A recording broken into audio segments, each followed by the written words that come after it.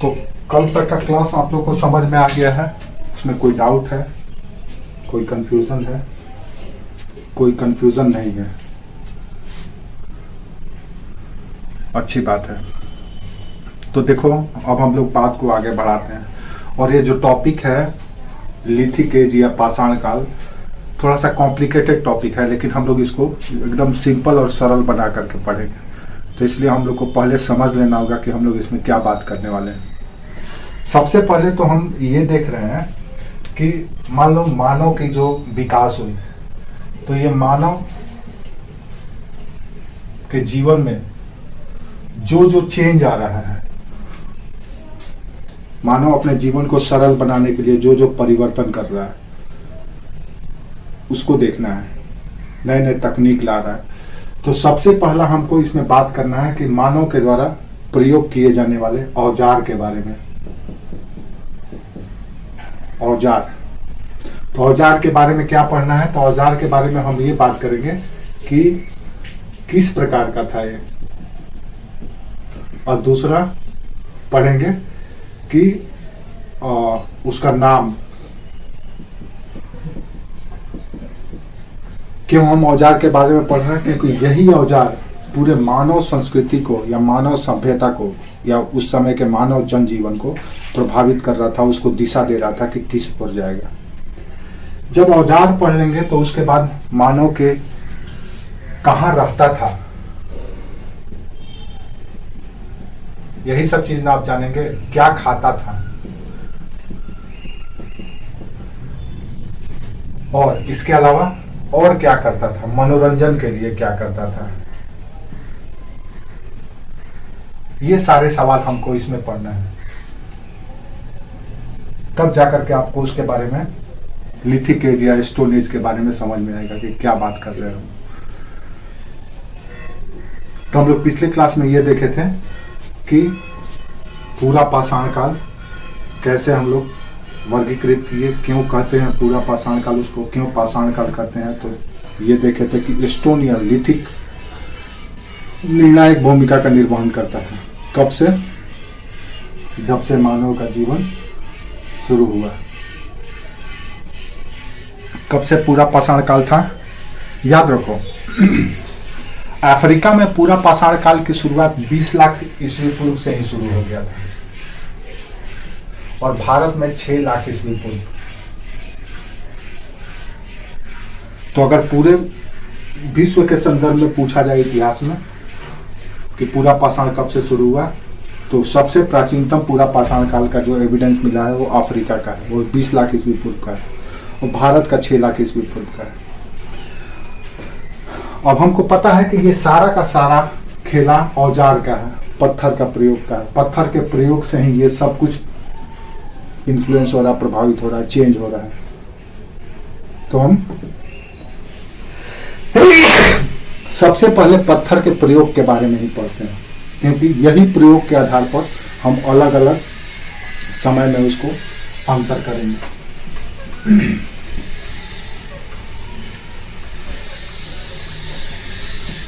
अब पूरा पाषाण काल के पत्थर के प्रयोग के बारे में हम लोग बात करते हैं।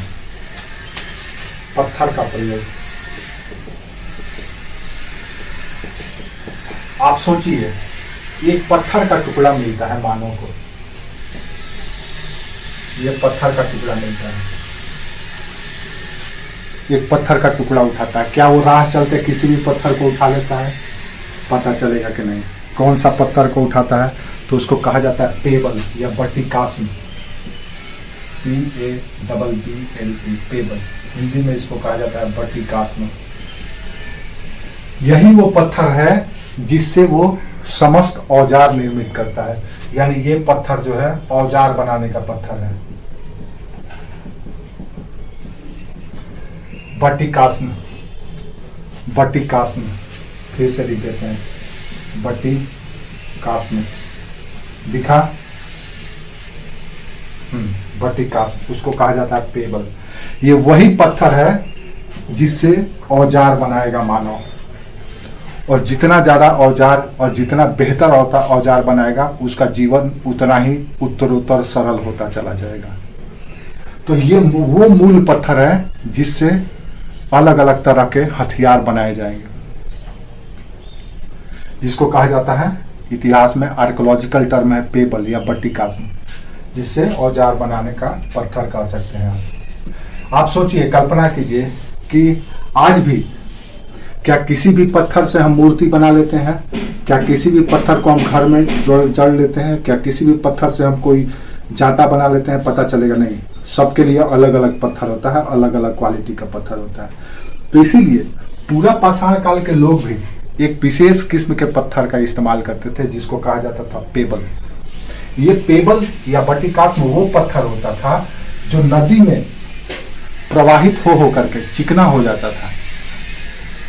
आप देखिएगा, नदी में जो पत्थर प्रवाहित होकर के आता है वो चिकना होता है और मजबूत भी हो जाता है, सॉलिड होता है।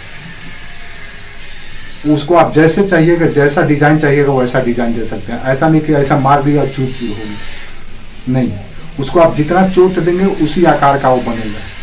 इसीलिए इसको बट्टिकास्म या पेबल कहा जाता है। अब इसी पेबल से, इसी बट्टिकास्म से सारे औजार बनाए जाएंगे। औजार किसके लिए भाई? औजार क्यों बनाए जाएंगे? क्यों हम औजार बनाएंगे? तो औजार बनाने का कारण है शिकार करना है, फिर शिकार को छीनना है, फिर शिकार को काटना है, फिर अपनी सुरक्षा के लिए, इन सबों के लिए हम औजार बना रहे हैं। ना तो इनको खेती करना है और ना तो कोई और काम है, ये इन्हीं कामों के लिए औजार बनाया करते थे। किस चीज से? पेबल से, बट्टिकास्म से। कब की बात है ये? तो भारत में ये 6 लाख ईस्वी पूर्व की बात है। 6 लाख BC से ये काम शुरू है। अफ्रीका में कब से? तो अफ्रीका में 20 लाख ईस्वी पूर्व से ये बात शुरू हुई। समझ में आया? कहां ने ये नहीं दिखाई दे रहा है? ठीक है, तो हम ये बोले कि ये बट्टिकास्म का प्रयोग भारत में कब से शुरू हो रहा है? तो भारत में इसका प्रयोग हो रहा है 6 लाख ईस्वी पूर्व से। और अफ्रीका में कब से हो रहा है? अफ्रीका में हो रहा है 20 लाख ईस्वी पूर्व से। क्यों हम कह रहे हैं 20 लाख और 6 लाख? क्योंकि उसी समय से पूरा पाषाण काल यहाँ पे शुरू हुआ है। ठीक है।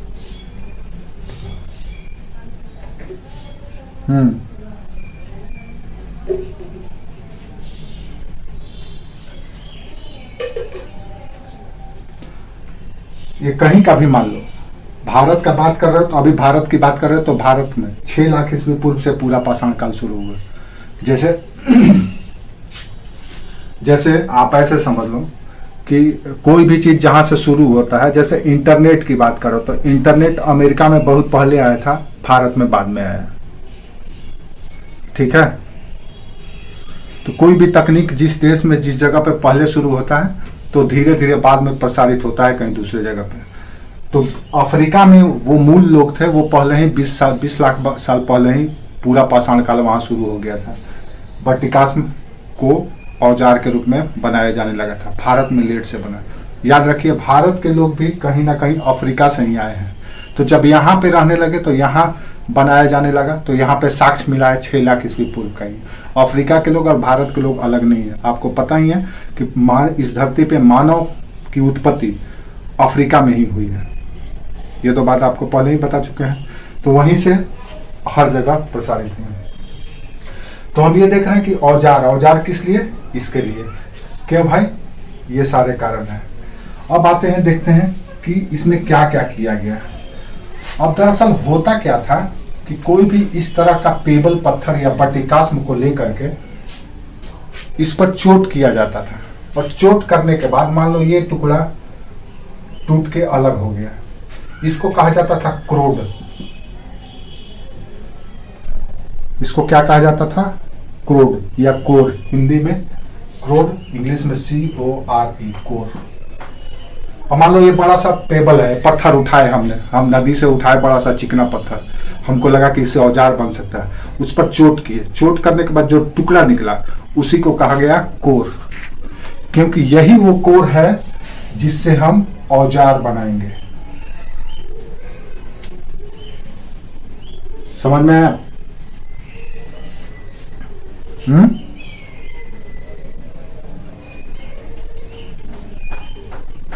अब इसको तोड़ करके, कोर को भी तोड़ करके छोटे छोटे आकार के और टुकड़े निकाले गए। अब एक कोर है, अब कोर को तोड़ा गया, कोर को तोड़ करके और तोड़ा गया। इसको एक टुकड़ा इधर, एक टुकड़ा इधर, एक टुकड़ा ऐसे, इस तरह से तोड़ा गया। ए बी सी, इसको कहा गया सल्क। सल्क क्या कहा गया? सल्क। FLAKES, फलक्स भी इसको इंग्लिश में फलक भी कहा जाता है।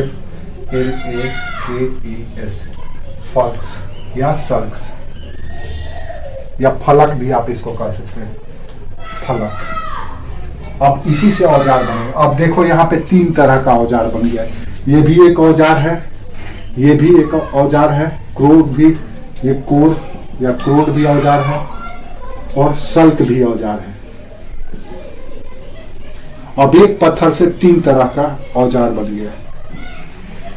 ये बड़ा जो मोटा काम के लिए, उससे थोड़ा सा सूक्ष्म काम के लिए, उससे थोड़ा सा बारीक काम के लिए। फॉर एग्जाम्पल एक बड़ा पेचकस होता है, मोटा, एक उससे छोटा, एक मोबाइल खोलने वाला भी पेचकस होता है एकदम बारीक, या घड़ी खोलने वाला, ये छोटे छोटे सामान।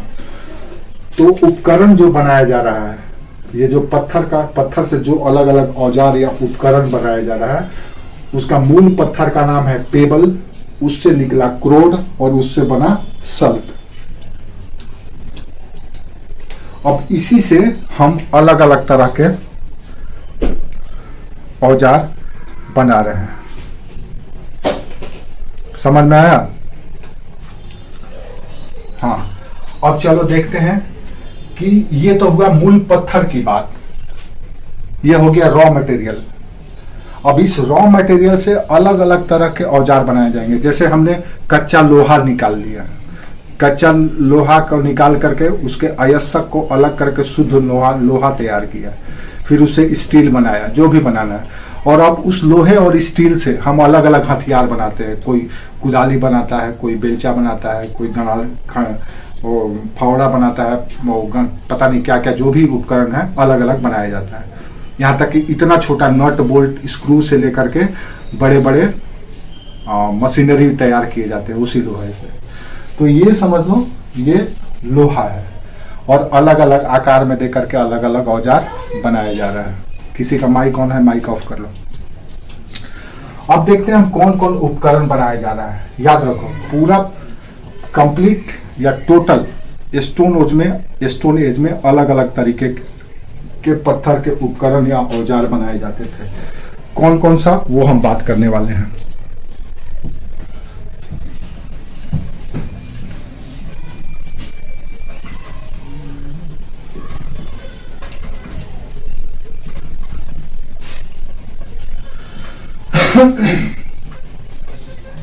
तो जो सबसे पहला औजार बनाया गया, या जो सबसे पहला औजार बना, वो था चॉपर, CHOPPR। दूसरा चॉपिंग, CHOPPING, चॉपर, चॉपिंग। इसको हिंदी में कहा जाता था खंडक और गंडासा, या गणासा और खंडक। इसको गणासा और इसको खंडक। गणासा देखें आप लोग, तो चॉपर और चॉपिंग, यानी कि जो पेबल होता था, वर्टिकास में होता था, टेबल से जो सबसे पहला औजार बनता था वो था चॉपर और चॉपिंग। उसमें ज्यादा बारीकी का काम नहीं होता था। पत्थर को तोड़ दिए, पत्थर के तोड़ने के बाद जिसका एक ही किनारा उतारा जाता था। फॉर एग्जाम्पल ये पेबल है। अब इस पेबल को हमने यहां से तोड़ दिया, ऐसे हमने इसको तोड़ दिया। तोड़ा तो हमको एक शेप मिल गया, ऐसे एक तरफ से ऐसे तोड़े तो एक तरफ से शेप मिल गया, तो उसी को कहा गया, क्या कहा गया, क्या कहा गया, चॉपर या गंडासा।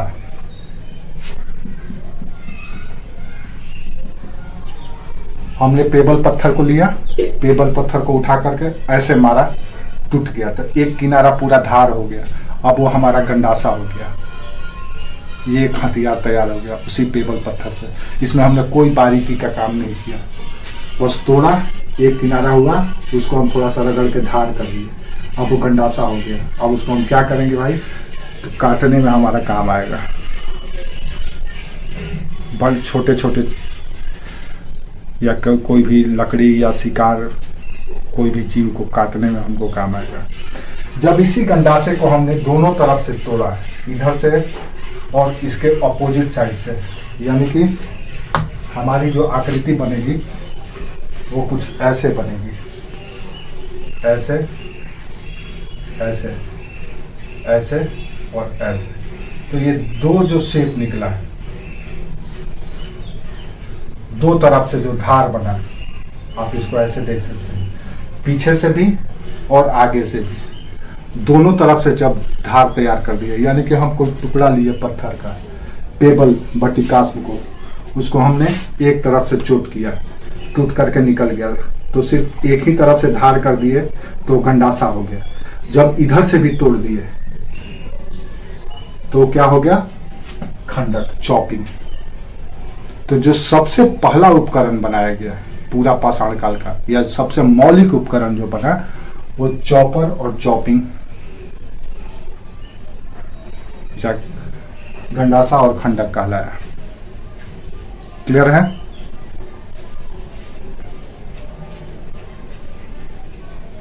समझ में आया?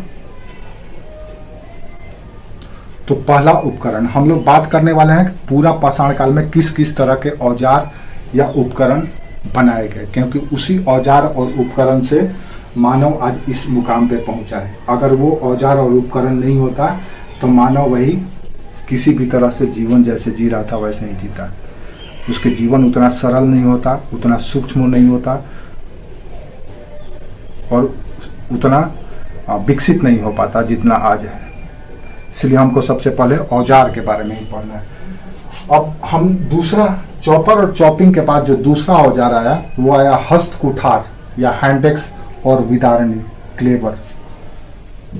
दूसरा हैंडेक्स,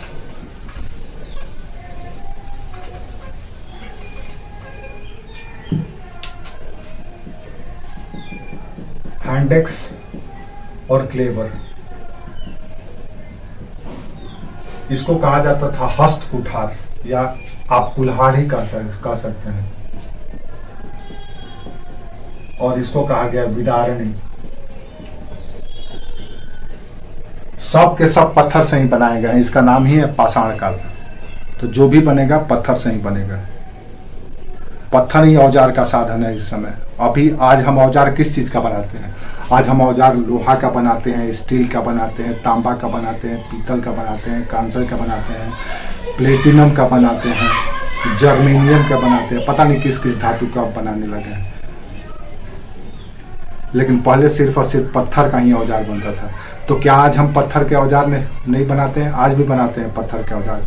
जांता हमारा पत्थरे का बना है, ओखली हमारा पत्थरे का बना है, सिलबट्टा हमारा पत्थरे का बना है, सब तो पत्थर का ही बना है। आज भी हमारे यहाँ जो ग्रामीण क्षेत्र में औजार जो गृहस्थी में काम आते हैं वो सब के सब पत्थर के ही बने होते हैं।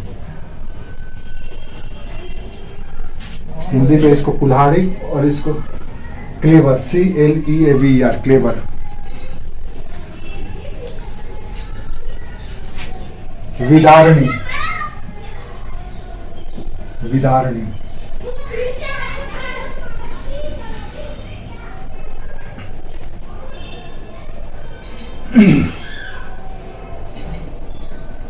ठीक है। अब ये विदारणी कैसा होता था, तो ये समझ लो आज जो कुल्हाड़ी देखते हैं आप, कुल्हाड़ी कैसे देखते हैं? ऐसे होता है तिकोना टाइप का, ऐसे ऐसे। तो ये होता था विदारणी। उसी क्रूड पत्थर को तोड़ करके तिकोना आकार का बनाया जाता था कुल्हाड़ी। कुल्हाड़ी से अब पेड़ काटते हैं ना, लोहा का, वहां पे उस समय पत्थर का बनता था, उसी को कहा जाता था हैंड एक्स, हाथ की कुल्हाड़ी। ठीक है। नेक्स्ट है क्लेवर या विदारणी।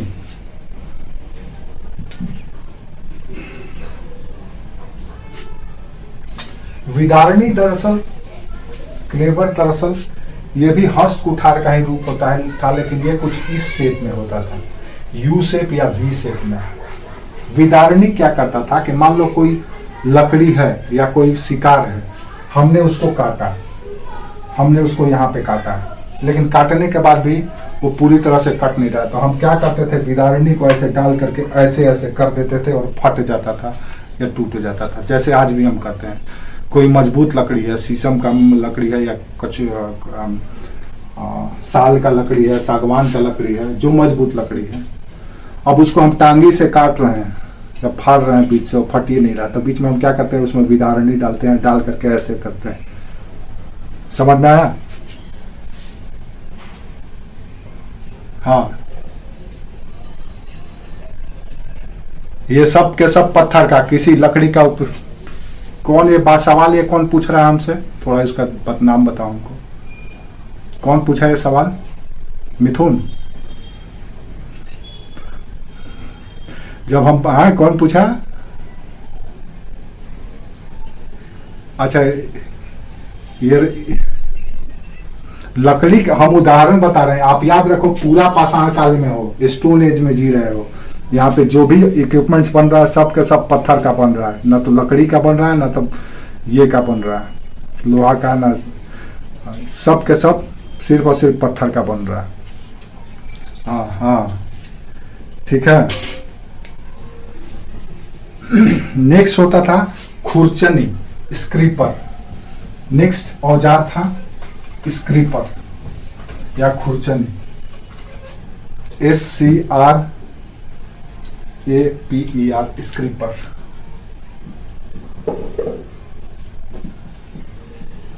या खुरचनी इसको कहा जाता था।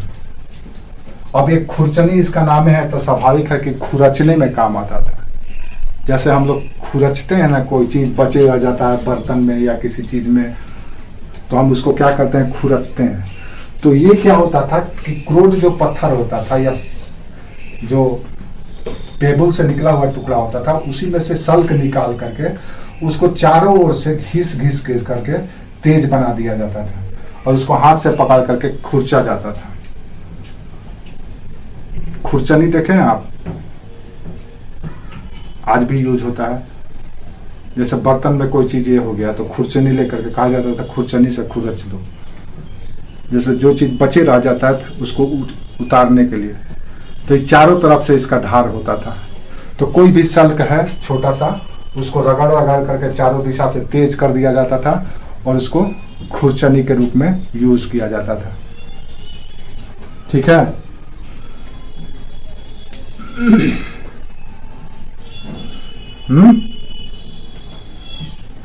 तापस माइक ऑफ करो, तुम्हारे घर में बहुत हल्ला हो रहा है।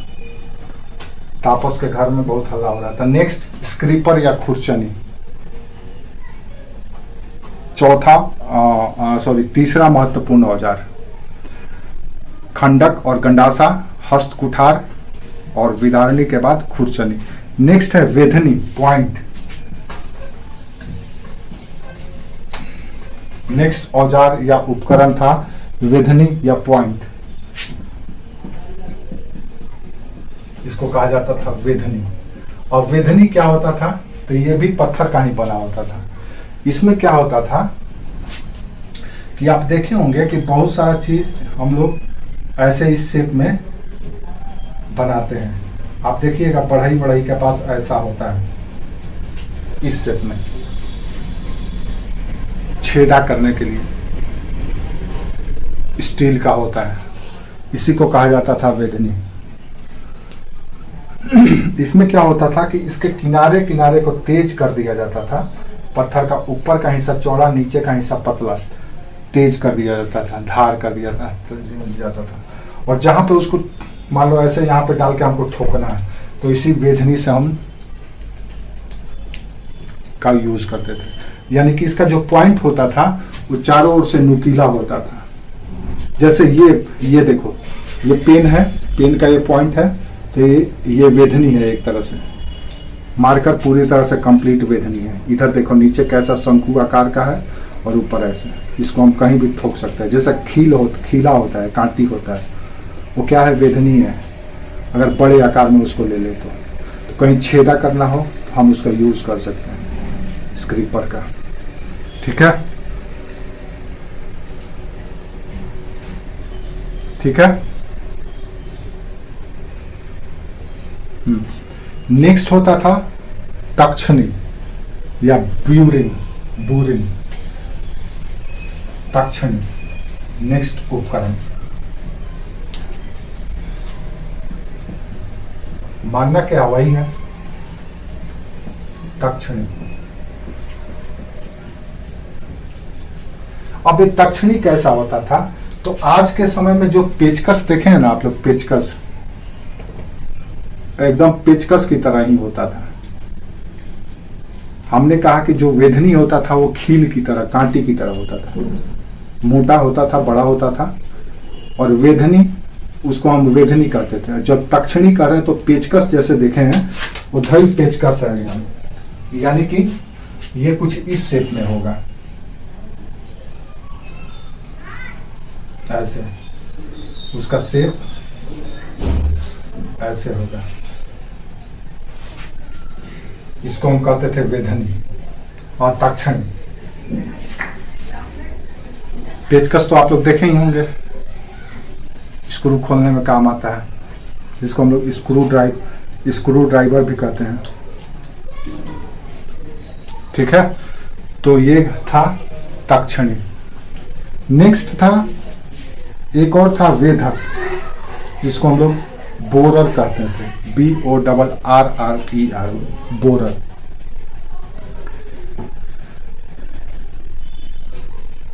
ये क्या होता था, बोरर या वेधक,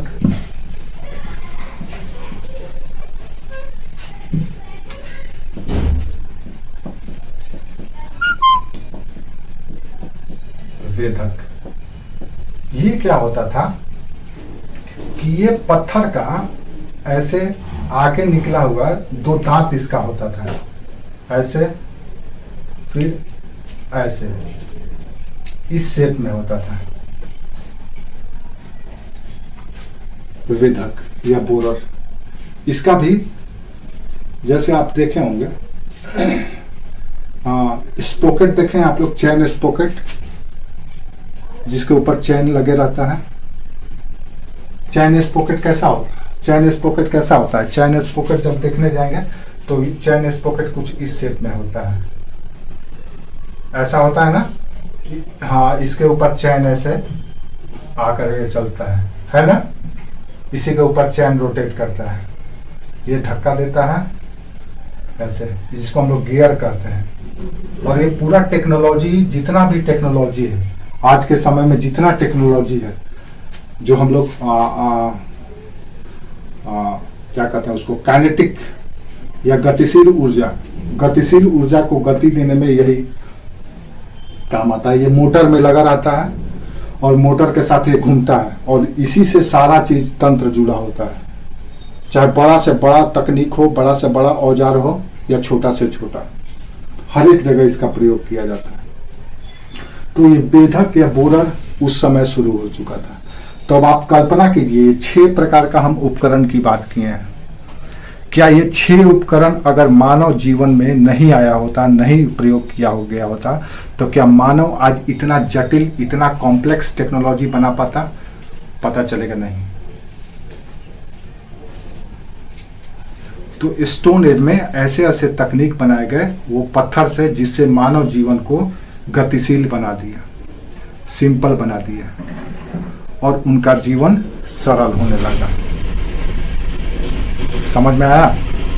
तो ये पत्थर का नाम का क्या है? तो हम लोग आगे की कहानी शुरू करते हैं। अब इसमें हमको क्या पढ़ना है? अब हमने ये देखा कि अलग अलग तरह के अलग अलग उपकरण पूरा पाषाण काल में बनाए जाते थे। अब हमको क्या जानना चाहिए? हम तो ये समझ गए कि भारत में पूरा पाषाण काल में या कहीं भी पूरा पाषाण काल में इस तरह के औजार बनाए जाते थे। अब हमको क्या खोजना है? अब हमको यहाँ पे दो चीज पे बात करना है। सबसे पहली बात जो ये करना है वो ये करना है कि भारत में पूरा पाषाण काल के कौन कौन से स्थल है, यानी कि ये जो कल्चर या आप कह सकते हैं कि ये जो सिस्टम है मानव का, भारत में कहां कहां पे खोज करके निकाला गया। आप कल्पना करो, क्या आज जहां पे लोग रहते हैं जिस जिस जगह पे, क्या उस जगह पे ये होगा? तो पता चलेगा नहीं।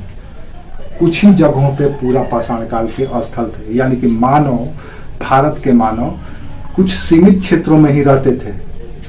तो हमको कैसे पता चला कि वहां पे रहते थे? तो ये सारे उपकरण खोज करके निकाले गए हैं आर्कियोलॉजिकल डिपार्टमेंट के द्वारा, पुरातत्व विभाग के द्वारा। वहां पे ये सारे उपकरण हमको खुदाई से मिले हैं। इसके आधार पर हम अनुमान लगा लेते हैं कि पूरा पाषाण के लोग भारत में यहाँ पर रहते थे। समझ में आया?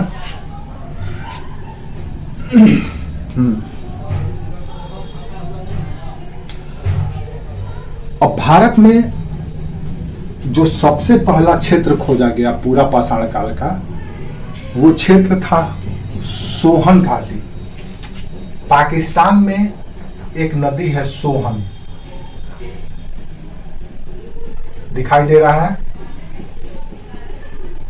सोहन, जो सिंधु नदी की सहायक नदी है।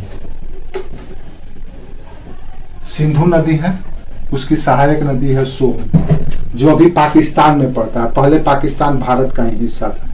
तो सबसे पहली बार वर्ष 1928 में सोहन नदी घाटी में पूरा पाषाण काल के अवशेष मिले थे। सबसे पहले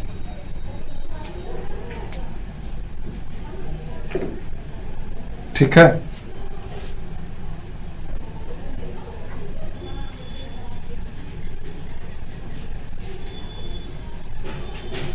समझ में आया? अब भारत में जो सबसे पहले औजार मिले, उस औजार के आधार पर भारत की संस्कृति को दो भागों में बांट दिया गया है। पहला संस्कृति को कहा गया चॉपर चॉपिंग संस्कृति, चॉपर चॉपिंग संस्कृति, और दूसरा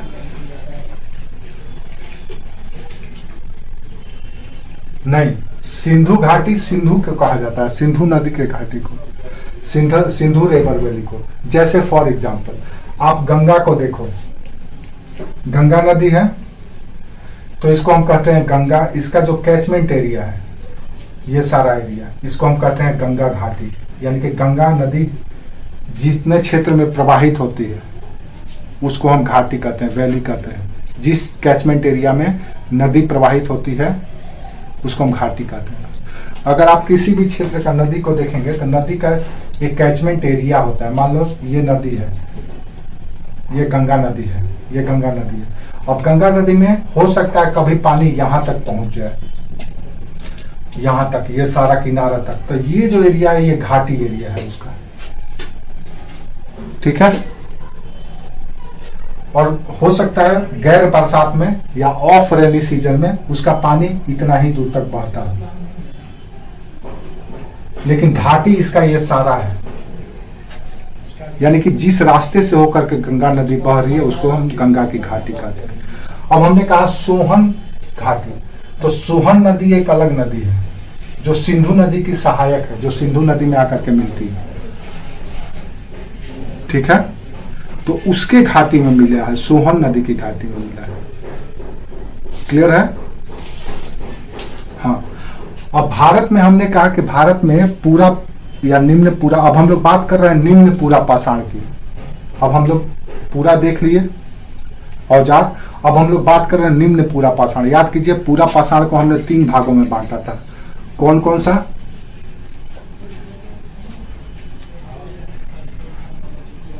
और उच्च पूरा या उच्च पूरा पाषाण, उसके बाद फिर मध्य पाषाण काल, फिर नव पाषाण काल।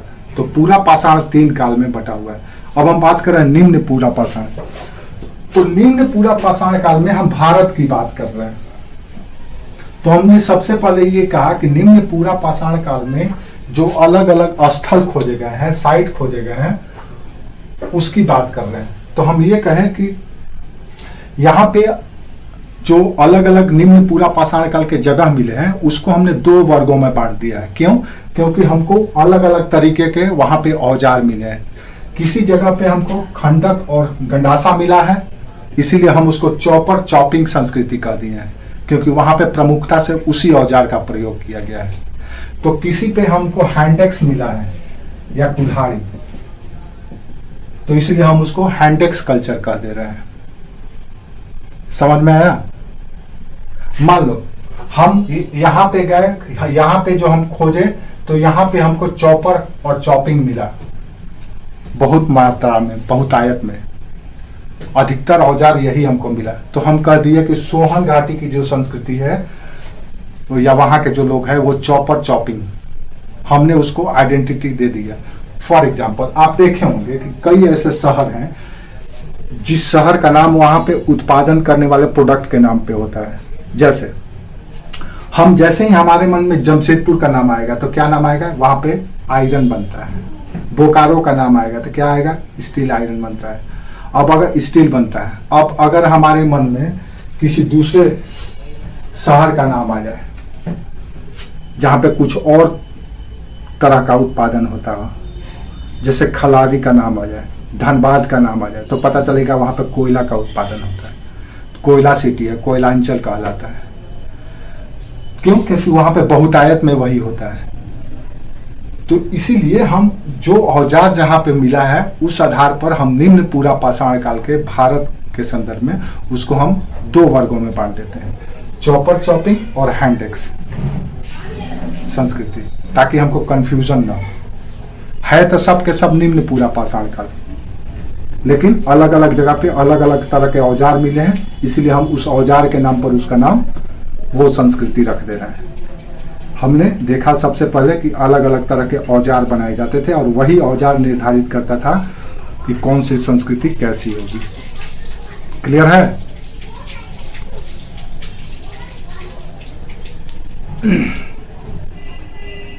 समझ में आया? तो हाँ, तो चॉपर चॉपिंग संस्कृति यानी कि सोहन घाटी से मिला। कब मिला? 1928 में।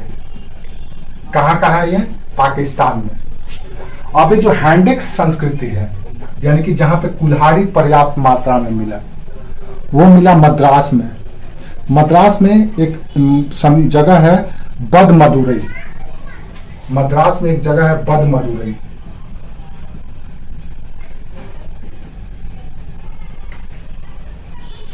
यहां पे मिला, तो इसलिए हम इसको हैंडेक्स कल्चर कह सकते हैं, हैंडेक्स संस्कृति। ठीक है? या इसको मद्रासियन संस्कृति भी कहा जाता है, मद्रासियन संस्कृति।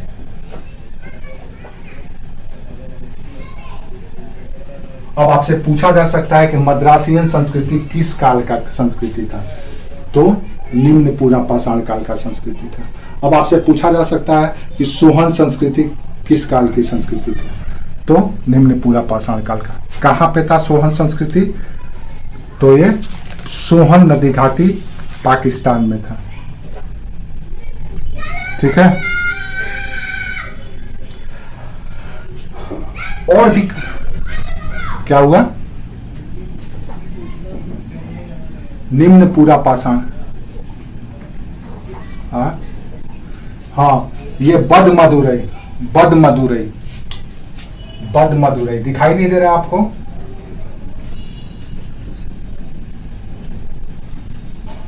बदमदुरई। ठीक है? ये भी उसी समय मिला था, आसपास ही मिला था। इसका ईयर तो याद नहीं है हमको।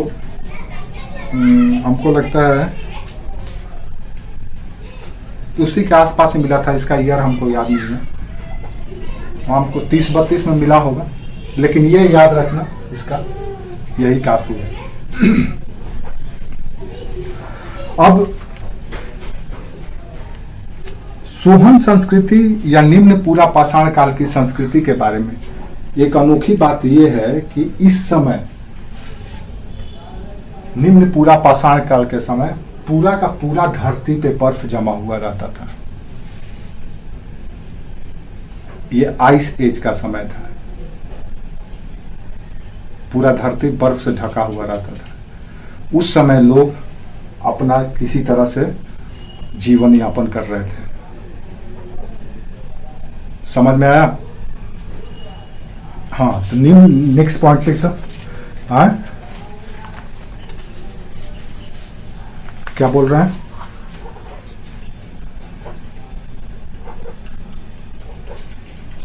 क्या बोल रहे हो? हाँ,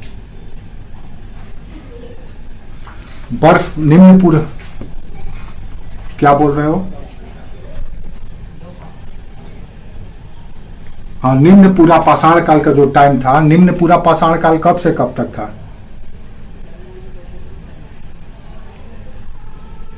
भारत में निम्न पूरा पाषाण काल का काल कब से है?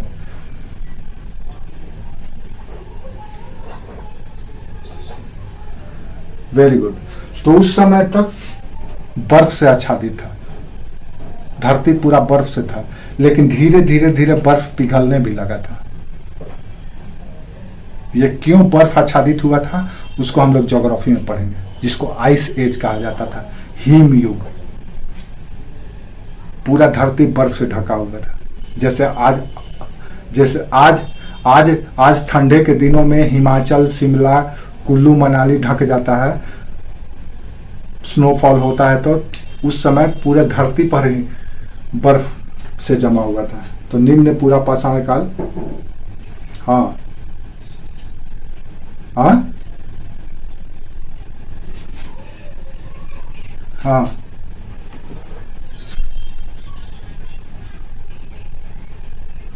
नहीं ऐसा कुछ, उससे कुछ नहीं होगा, उससे कुछ नहीं होगा। क्यों परेशान हो रहे? तो ये था, हमको समझना चाहिए था कि जिसमें ये दो प्रमुख स्थल है। अब इसके अलावा निम्न पूरा पाषाण काल के भारत में और भी कई प्रमुख स्थल थे, उसको देख लेते हैं। उसका नाम याद रखिएगा, आपसे सीधा पूछा जा सकता है कि इनमें से कौन सा निम्न पूरा पाषाण काल के स्थल है। तो दो देख लिए हम लोग, प्रमुख जो शुरू में मिले, शुरुआत में मिले। उसके बाद भी कई स्थल खोजेगा। तो अब देखते हैं पूरे भारत के संदर्भ में, उत्तर से लेकर के, ये उत्तर, इधर पश्चिम, इधर दक्षिण, इधर पूरब, ये कहां कहां मिला है।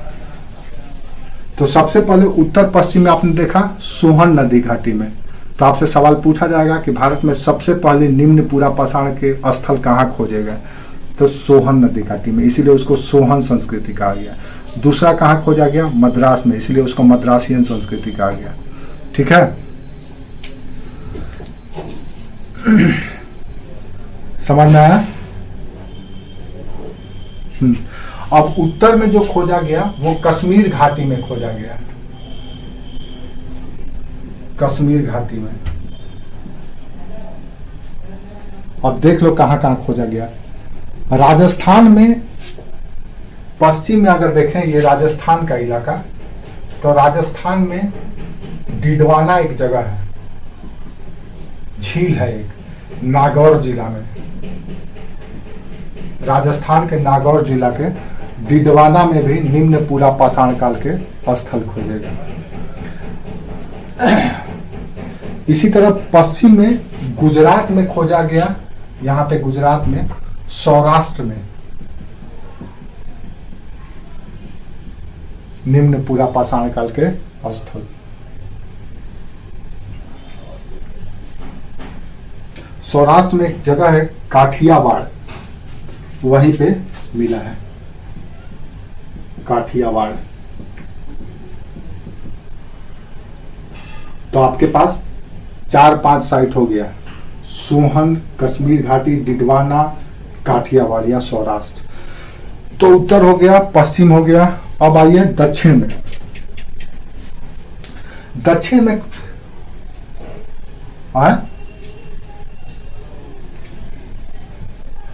नहीं, ये पश्चिम का हो गया। राजस्थान और गुजरात पश्चिम में पड़ता है ना, भारत का पश्चिमी क्षेत्र है ना ये। उत्तर में तो कश्मीर, हिमाचल, पंजाब, उत्तर प्रदेश, ये सब उत्तर क्षेत्र है। उत्तराखंड, ये सब उत्तर का क्षेत्र है। पश्चिम का क्षेत्र ये हो गया। दक्षिण का क्षेत्र विंध्याचल से नीचे का क्षेत्र हो गया, विंध्य पर्वत है। पूरब का क्षेत्र ये हो गया, ठीक है, इधर पूरब। तो आप उत्तर का देख लीजिए, पश्चिम का देख लीजिए। अब दक्षिण में आइए कर्नाटक। कर्नाटक में गुलबर्गा, गुलबर्गा, GULBARGA। और एक और जगह है बीजापुर। ये दोनों जगह पर, गुलबर्गा और बीजापुर, इन दोनों जगहों पर निम्न पूरा पाषाण काल के स्थल मिले हैं। गुलबर्गा में जो जगह है उस जगह का नाम है हुड़सगी। वो नाम नहीं भी याद रखेंगे तो भी चलेगा, थोड़ा सा अटपटा है। हुड़सगी गुलबर्गा में, देखो बोर्ड पे दिखे, बोर्ड पे दिखाई दे रहा है हुड़सगी, HUNSAGI,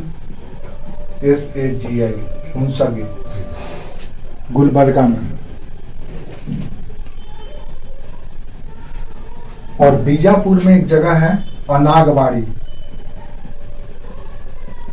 तो आप मोटा मोटी गुलबर्गा और बीजापुर याद रखो, सीधा सीधी नाम है। आपसे पूछा जा सकता है कि दक्षिण में या कर्नाटक में निम्न पूरा पाषाण काल के कौन से स्थल है, तो गुलबर्गा और बीजापुर।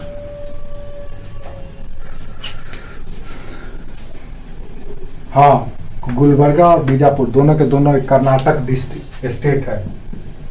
कर्नाटक, जहाँ के बेंगलोर, मंगलुरु, ये सब शहर है, प्रसिद्ध नगर है कर्नाटक में, जहाँ पे कुद्रेमुख पर्वत है, ठीक है। बेंगलोर जो IT सिटी के नाम से जाना जाता है, तो कर्नाटक की जो राजधानी कैपिटल है। तो गुलबर्गा और बीजापुर। अब चलो अपने यहाँ पूरब में। पूरब में सबसे पहले झारखंड, पहले बिहार का हिस्सा था तो हम उसको बिहार कहते हैं, लेकिन झारखंड में भी निम्न पूरा पाषाण काल के स्थल मिले हैं। कहाँ कहाँ मिले हैं? रांची, संथाल परगना और हजारीबाग। इन 3 जगहों पे निम्न पूरा पाषाण काल के स्थल मिले हैं। रांची, संथाल परगना और हजारीबाग।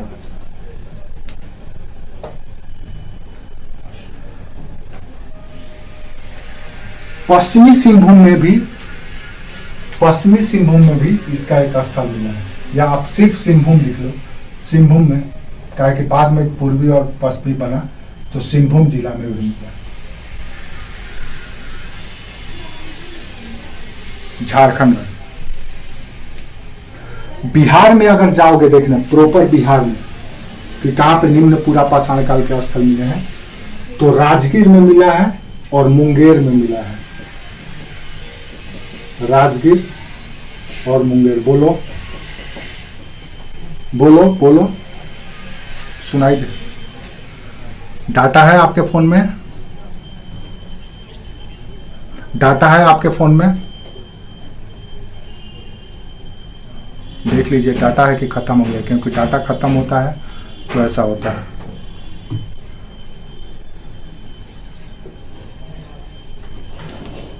मुंगेर,